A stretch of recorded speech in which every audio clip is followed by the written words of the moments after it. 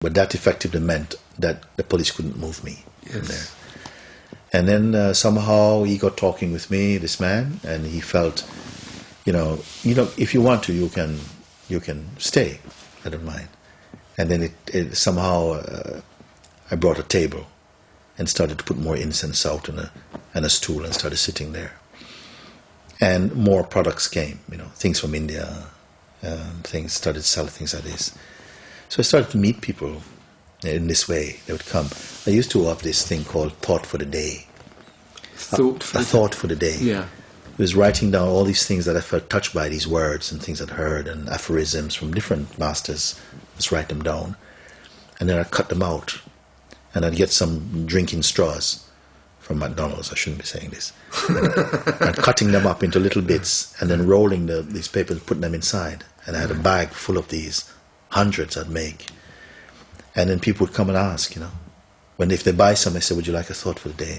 They put their hand and take something. Right, yeah. And it just took off. People loved it, you see. Yeah. And wherever I went, I always carried it. Somebody, please, can I have they would go and take 4 or 5 sometimes or whatever. Yeah. Like this. You see, it started like that. So then somehow people started to come and talk. And then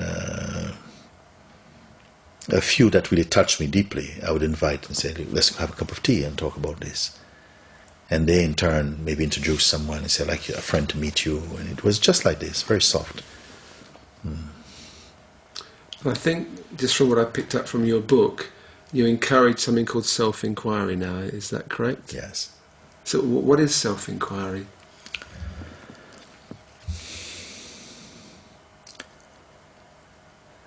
In the simplest way, the self-inquiry is like looking into a mirror to see what you have been overlooking. The simplicity of the being that we are, which somehow gets eclipsed by our conditioning and our fascination for objects or intentions and so on. And inquiry helps to challenge this notion of ourself and to dispel what is not true. And in that dispelling what is not true, what is unquestionably true is revealed in that seeing. Yes, yeah. And it's funny because, it started off, I explained to you, with Ramana Maharshi's book on self-inquiry and how much of repulsed I was by this. And I feel some power brought this inside. I say it's Bhagwan, Some people are not used to this type of language, but for me, I have to say that it was revealed inside. Because I found that it was the most unsparing tool at blowing the cover on what is not true and exposing what is really untrue. And so it is one of the ways in which my interactions with people take place in this way.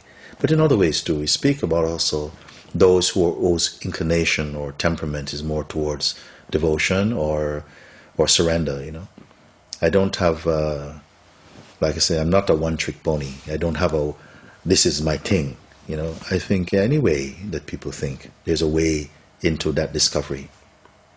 So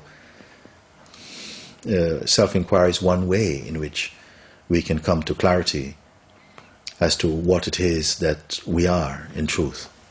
It's one way, a very effective way, but more towards people whose temperament is more philosophical or stronger in the mind.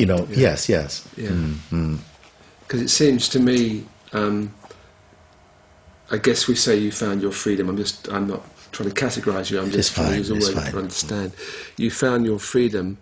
In a way, it wasn't so much a process. Something just happened. Yes. When you were talking with, I forget the guy's name. Yes, Michael. Michael, yes. That's right. When you were talking with Michael. Yes. And it happened in a fairly simple way. But from also what you've suggested to me, you have a relatively simple mind, not a complex mind. And of course, so many of us in the West have quite complicated minds. Yes. And you feel this process of self-inquiry can help people to find their freedom? It clearly has and continues to do this. Because I had no intention. If you were to ask me, or to say, in a few years or so, you will develop somehow in a way of speaking. It would just seem completely ridiculous for me.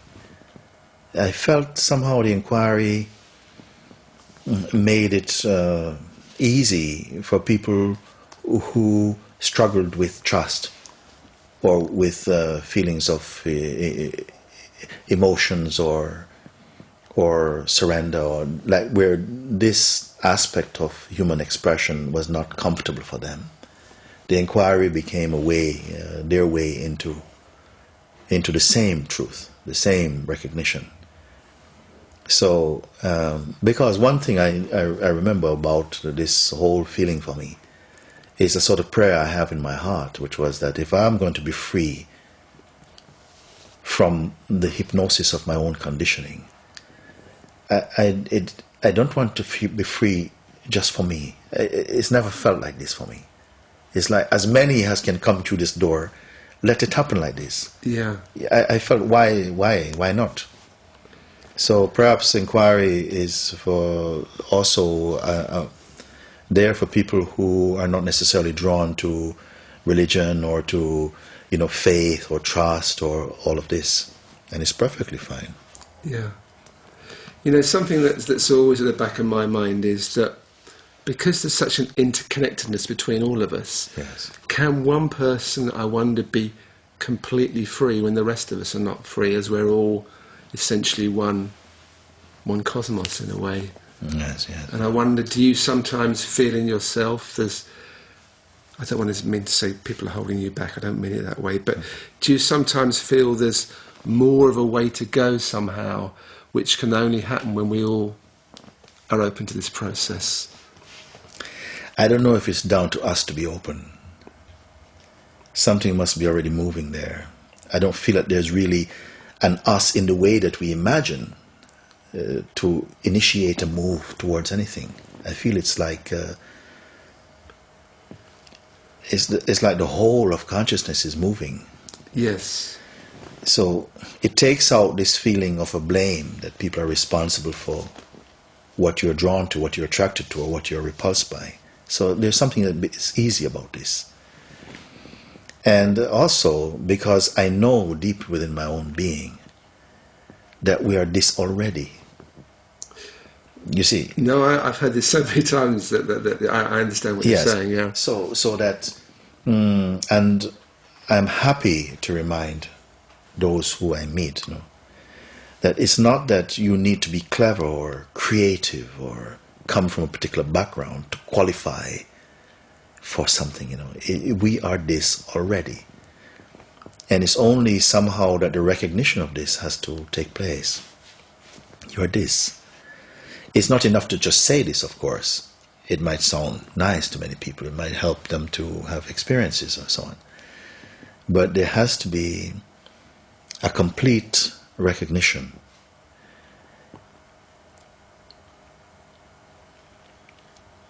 Maybe the recognition of seeing what is not true, what is not you. It can happen in an instant. It can be a slow cook. I don't know. It happens in a different way. This recognition. It's not that the self or the reality happens, but the recognition of it somehow can be said to be a kind of play, like a kind of event, that something falls away from a kind of a peeling away of like a cataract of illusory identification or something.